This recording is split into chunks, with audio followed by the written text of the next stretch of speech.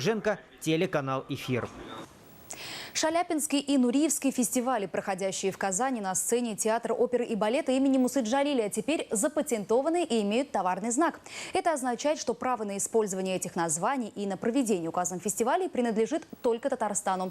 О том, какие это дает привилегии, и о планах творческого коллектива в материале Дмитрия Пивоварова.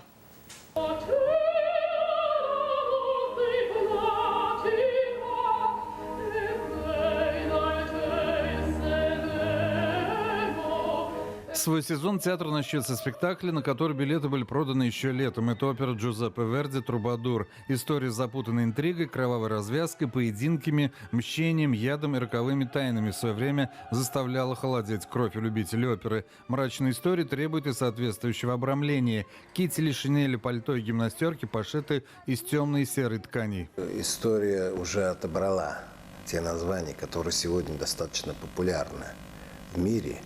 И я скажу, что достаточно консервативно отобрала история. То есть очень, я скажу, 2 десятка произведений, вот они. Хотя репертуар истории самой оперы громадный, конечно, и балет в том числе.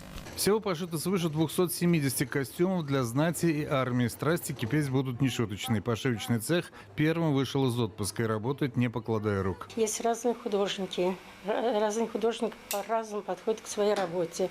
Есть художник, который нам отрисует эскизы, да, и все понятно, все ясно, все. И мы делаем без всяких нервотрепок, без всего. Но есть художники сложнее, которые действительно, она видит эту работу по-своему, но вот постоянно в этом спектакле получается так, что дорисовки какие-то, новые какие-то у нее идеи постоянные. В декорационном цехе началась работа над еще одним новым спектаклем, на этот раз балетным. Готовы части декораций к балету на музыку Цезаря Пуни «Эсмеральда», который с успехом шел когда-то во многих российских театрах.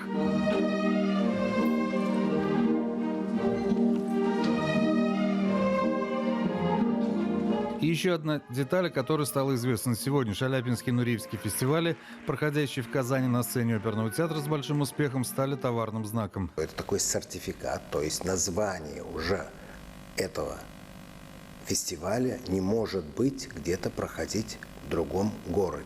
Чтобы не было, вы знаете, дублирования в данном случае.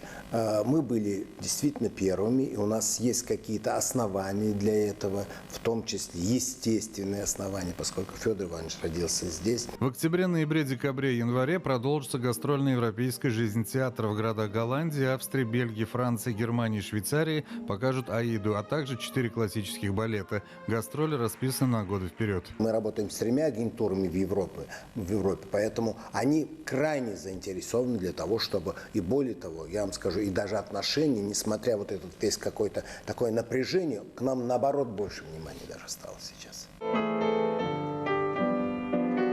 Кстати, балетная труппа пополнилась 3 новыми солистами. Это одна выпускница Казанского хореографического училища, другая из Новосибирска. А в мужском коллективе новый солист, выпускник Московского хореографического училища, уроженец Манчестера Алессандро Кагеджи. Я на самом деле приехал в Россию, чтобы учиться русского балета.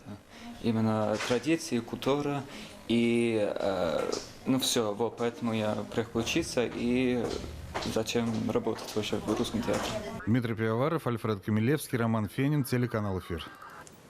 Необычный флешмоб прошел